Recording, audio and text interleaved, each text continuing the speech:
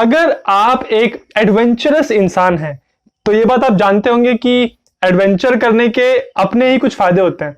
आपको नए नए एक्सपीरियंसेस होते हैं, आप नई जगहों पे जाते हैं, आप जो प्राकृतिक सुंदरता है उसमें आप नहाते हैं।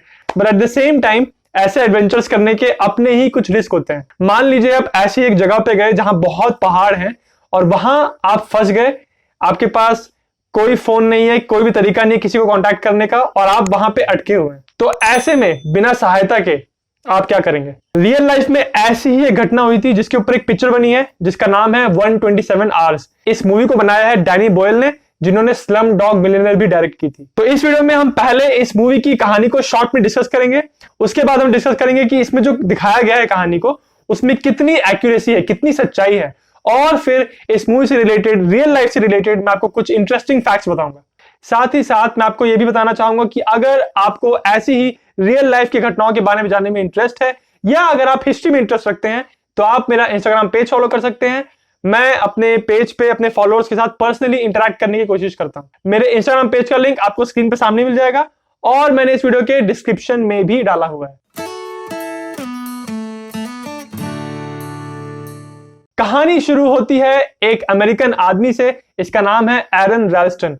ये एक बहुत ही ऊर्जा से भरा हुआ, बहुत एडवेंचरस स्पिरिट का इंसान है। इसको आउटडोर एक्टिविटीज, हाइकिंग, ट्रैकिंग बहुत पसंद है। तो एक दिन एरन ने प्लान बनाया कि यूटा के कैनियनलैंड्स नेशनल पार्क में जाके ट्रैकिंग की जाए। अब यहां पे बात यह थी कि एरन ने यह प्लान बिल्कुल इम्प्रॉम्प्टू बनाया।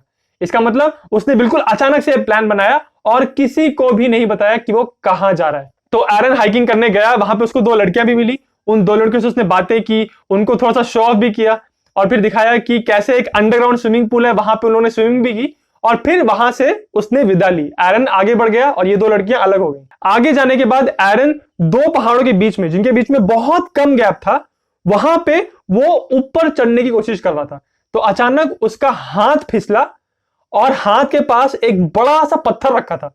तो एरन भी नीचे आया और साथ साथ में पत्थर भी नीचे आया और नीचे आके जब एरन गिरा जमीन पे तो उसका जो राइट हाथ था वो पत्थर में फंस गया, यानी इस पत्थर ने एरन के राइट हैंड को पिन कर दिया। तो जब एरन को रियलाइज हुआ कि उसका हाथ यहां फंस गया है तो पहले तो एरन बहुत ही जलाया, उसको बहुत गुस्सा आया। उसने गालियां देना शुरू किया और जोर से अपने हाथ को झटकना शुरू किया ताकि उसका हाथ बाहर आ जाए। पर धीरे धीरे एरन को इस बात का एहसास होने लगा कि उसका हाथ अच्छी तरह से वहां पे फंस गया है। पहले तो एरन ने बहुत जोर जोर से मदद की गुहार लगाई कि कोई आसपास अगर हो पहाड़ के ऊपर तो उसकी आवाज सुन के उसको बचाने के लिए आ जाए। जब उसकी आवाज सुन के कोई हेल्प के लिए नहीं आया तो एरन को धीरे धीरे समझ में आने लगा कि अब वो वहां पे फंस चुका है। तो उसने देखा कि उसके पास पानी कितना बचा है, पानी बहुत थोड़ा बचा था। तो उसको हो गया कि अब मैं पानी बहुत थोड़ा थोड़ा पीऊंगा क्योंकि मुझे पता नहीं कितने टाइम तक यहाँ पे रहना पड़ जाए। एरन के पास रॉक क्लाइंबिंग का इक्विपमेंट था जिसमें कुछ रस्सियां थी, कुछ हुक्स थे, एक रेजर था और उसके पास एक कैम कॉर्डर था जिससे वो अपने आप को रिकॉर्ड कर रहा था। उसके पास कोई फोन नहीं था, बट अगर उसके पास फोन होता भी तो वहां पे कोई सिग्नल ही नहीं था। एरन ने अपने आप को होश में रखने के लिए अपने आप को कैमरे पे रिकॉर्ड करना शुरू किया। उसने अपने आप की वीडियो डायरी बनानी शुरू की कि उसको कैसा लग रहा है, वो कैसे फंस गया, आज उसको इतना टाइम हो गया वहां फंसे हुए, और ये सब बात करने लगा। तो पहले हुए 10 घंटे बीते, 20 घंटे, 24 घंटे बीत गए, कोई उसका हाथ टस से मस नहीं हुआ और कोई इसकी मदद के लिए नहीं आया। ऐसे फिर दूसरा दिन बीता, फिर तीसरा दिन बीता।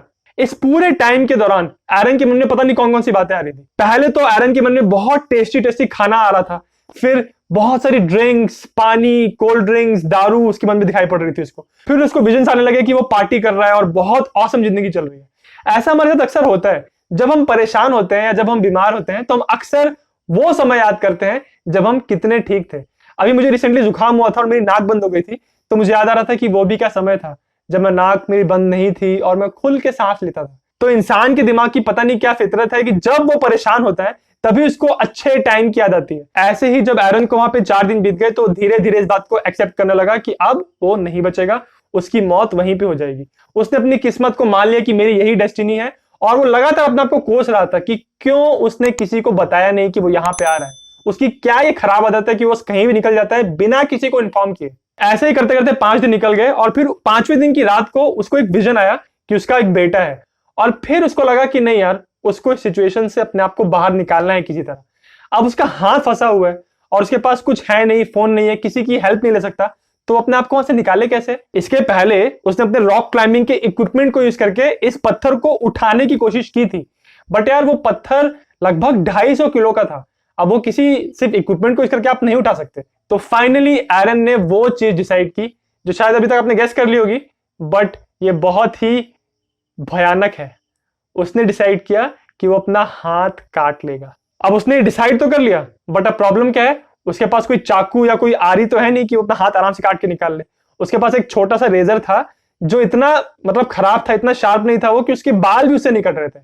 उससे उसने मतलब क्या डिस्क्राइब करूं, और उसने मतलब बहुत जुगाड़ लगा के अपना हड्डी हाथ की तोड़ के उसने अपना हाथ काट लिया। वो जो पूरा सीन है इस पिक्चर में, लगभग 10-15 मिनट 20 मिनट का सीन है, ये बहुत ही मतलब उसको देखने के लिए आपका जिगरा बहुत मजबूत होना चाहिए, क्योंकि उसमें पूरा दिखाया है कि वो कैसे अपना हाथ काट रहे हैं। बहुत जद्दोजहद के बाद फाइनली एरन अपना हाथ काट लेता है और फिर एक फोटो लेता है उस पत्थर की और उसके वहां पे कटे हुए हाथ की, और फिर वहां से वो अपने आप को बाहर निकालता है। वहां से बाहर निकलने के बाद उसको एक पानी का छोटा सा गड्ढा नजर आता है, यहाँ पे बहुत गंदा गंदा सा पानी था।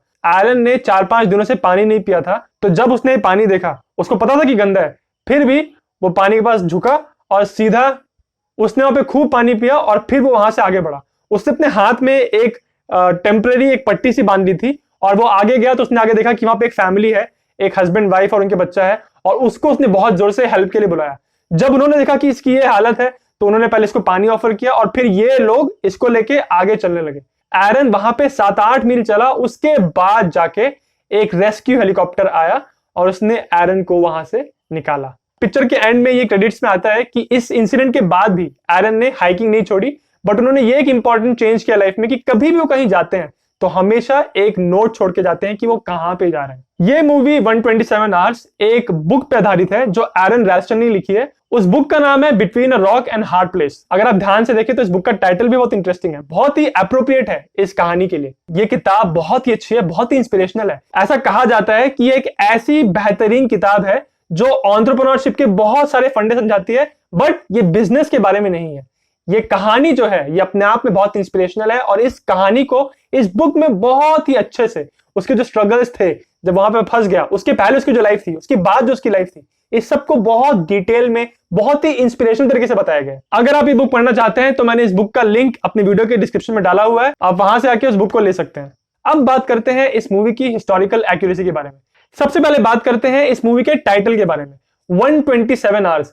बहुत लोगों को ये लगता है कि ये 127 आवर्स वो टाइम है जितने टाइम तक एरन रैल्स्टन वहां पे फंसे हुए थे, बट ऐसा नहीं है।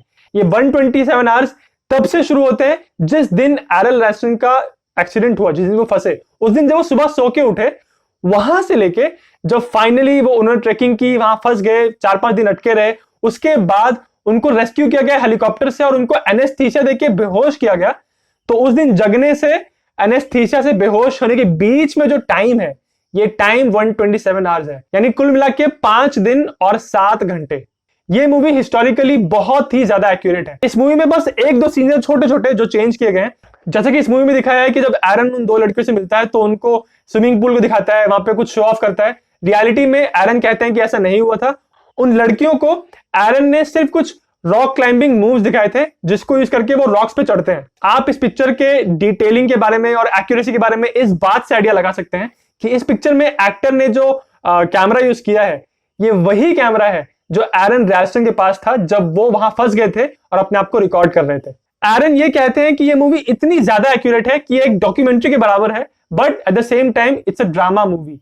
इस मूवी को मैं स्कोर दूंगा 7 आउट ऑफ 10। मुझे ये मूवी इसलिए पसंद है क्योंकि इसमें ह्यूमन के इंड्योरेंस की जबरदस्त लिमिट दिखाई गई है कि कहां तक एक इंसान अपने आप को पुश कर सकता है।